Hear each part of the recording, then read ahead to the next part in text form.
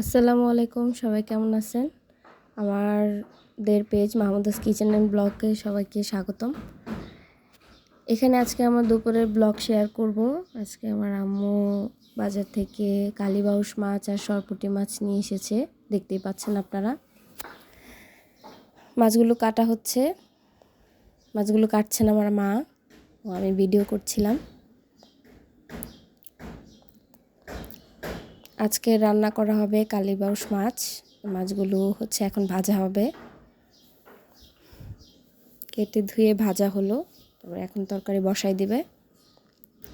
পেঁয়াজ দিয়ে দিল, পেঁয়াজ মরিচ তেলে ভেজে নিচ্ছে।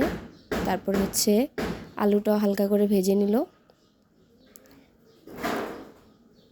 তারপরে আস্তে আস্তে মশলা কষাচ্ছে। এখন মশলাটা ভালোভাবে কষে যাওয়ার পরে হলুদ মরিচ বাদবাকি আরও যে মশলা আছে এগুলো দিয়ে দিচ্ছে। এগুলো ভালোভাবে কষানো হলে তারপরে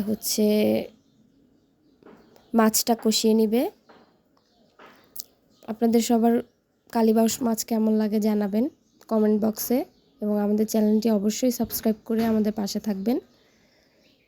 আর এখন টমেটো আলু বাকি জিনিস দিয়ে দিল এবং আজকের তরকারিটা হয়ে গেল। সবাই ভালো থাকবেন, আল্লাহ হাফেজ।